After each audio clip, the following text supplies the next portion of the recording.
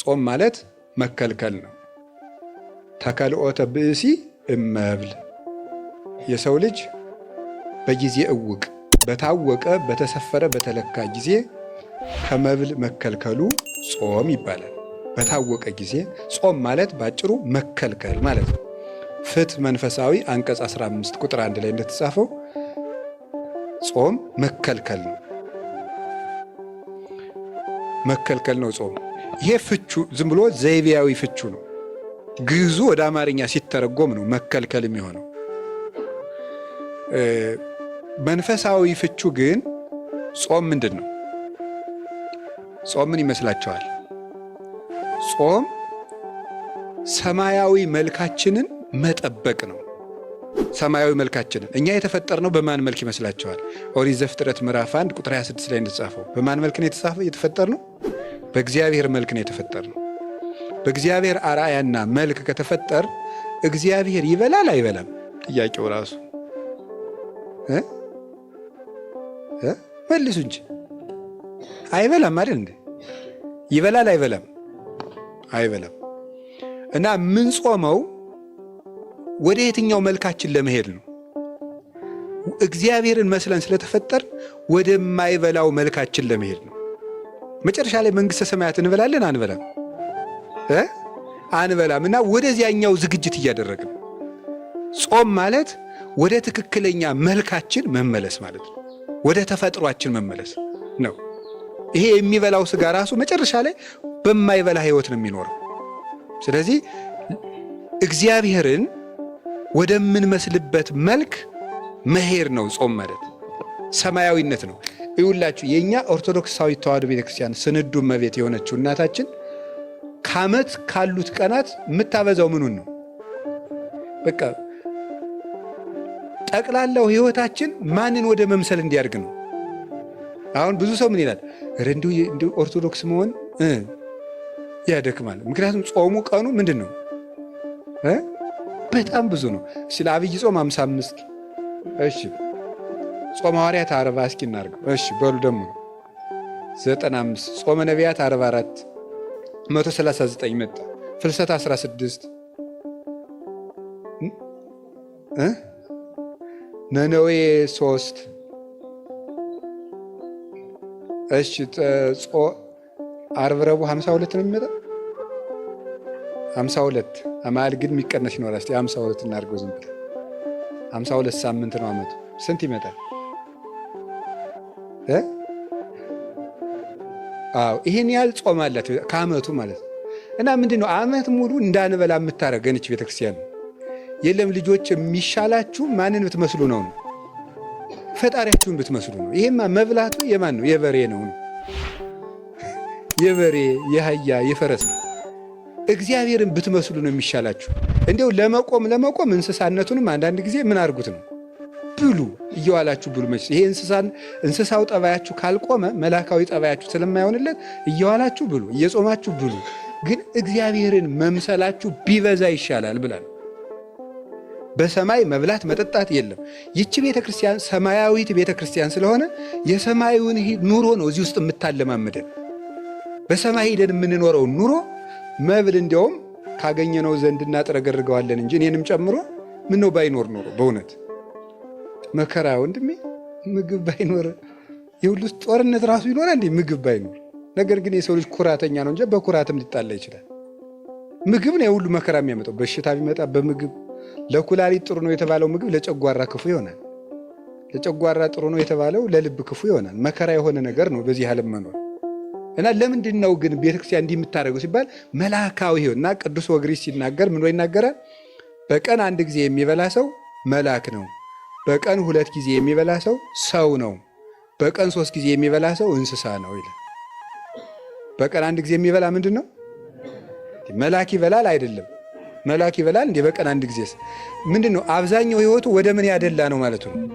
ወደ መልአካዊ ሕይወት ያደላ ነው። በቀን 1 ጊዜ የሚበላ መልአክ ነው። 2 ጊዜ የሚበላስ ተመስገን።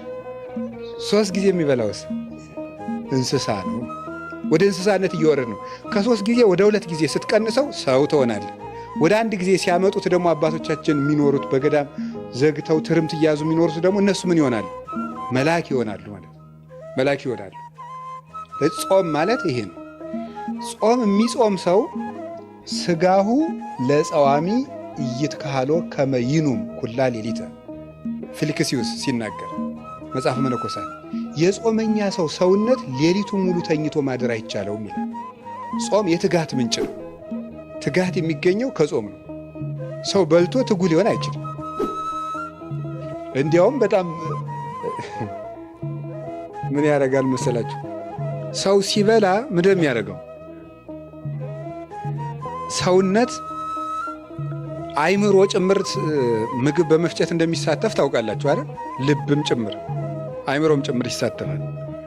እና ጭንቅላት ይሄ አይምሮአችን አስተዳዳሪ ነው። እንደ አበምኔታችን ማለት ነው። ጭንቅላት ምንድን ነው? አስተዳዳሪ ነው። ማንን የሚያስተዳድር? እጅን፣ እግርን፣ ኩላሊትን፣ ሳምባን፣ አጠቃላይ ሰውነትን ማን የሚያስተዳድር?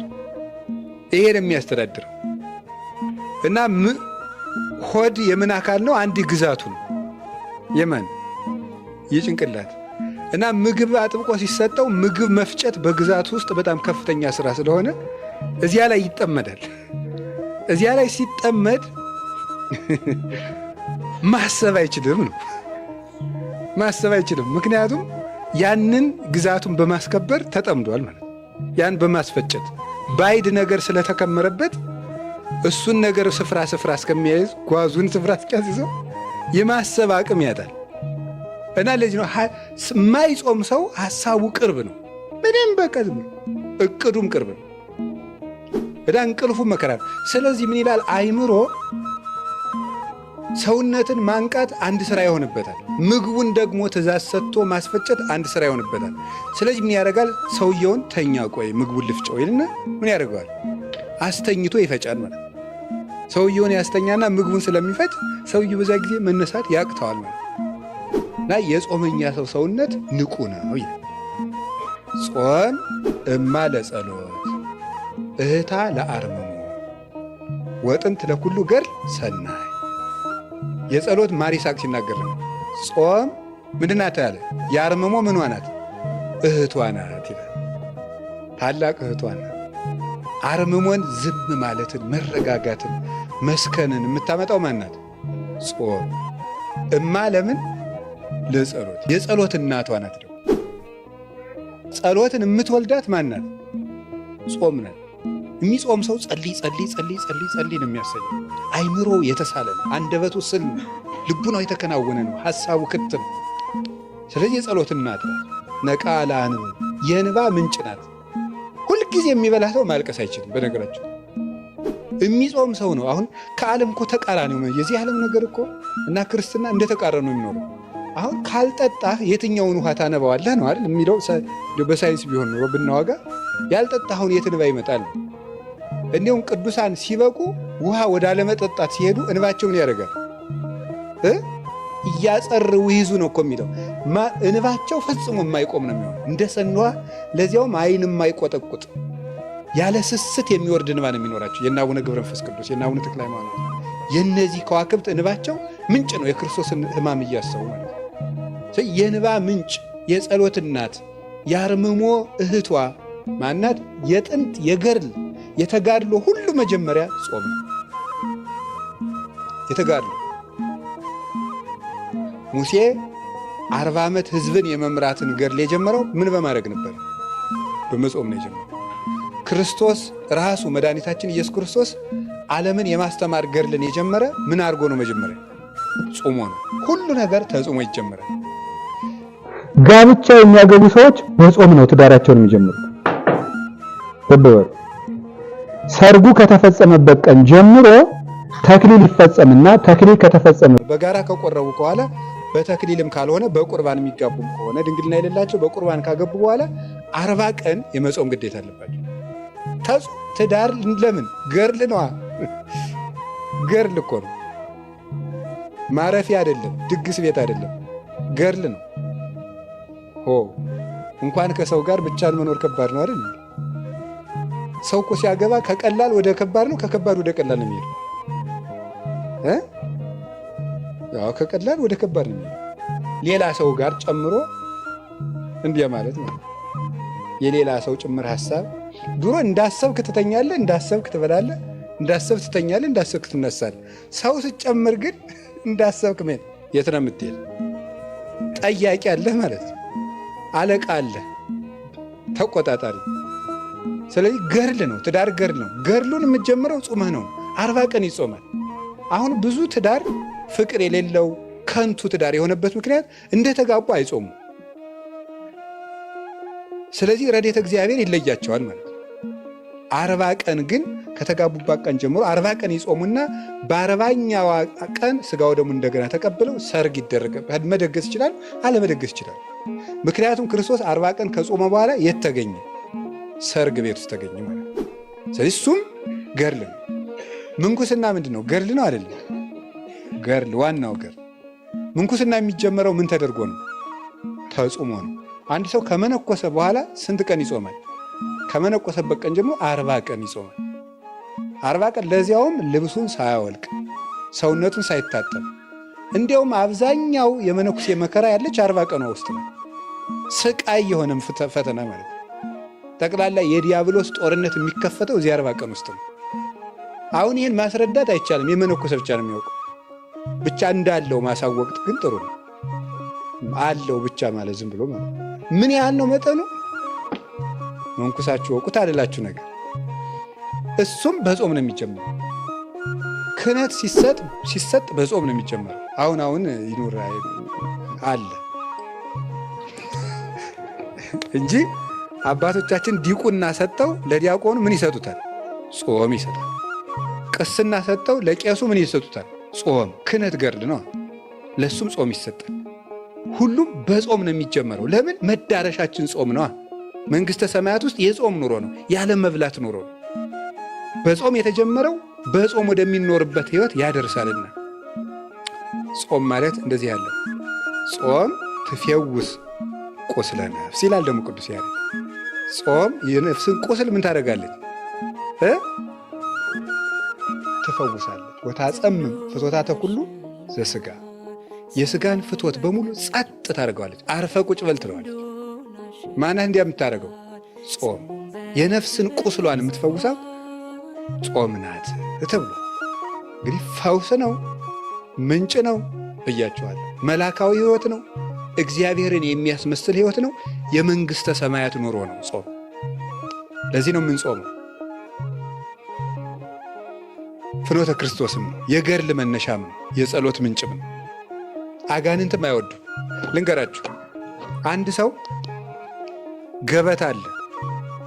ገበታው ውስጥ ውሃ እርጥብ ሲሆን ነው ደረቅ ሲሆን ነው ትንኝ የሚመጣው? እርጥብ ሲሆን ነው አይደለም? አዎ እርጥብ ሲሆን ነው። እንደዚህ ሁሉ ከማይጾም ሰው ሰውነት ማን ይሰበሰባል? አጋንንት ይሰበሰባሉ። አጋንንትን ዝንብ ወይም ትንኝ አድርጓቸው ይሰበሰባሉ። ከደረቁ አይሰበሰቡ።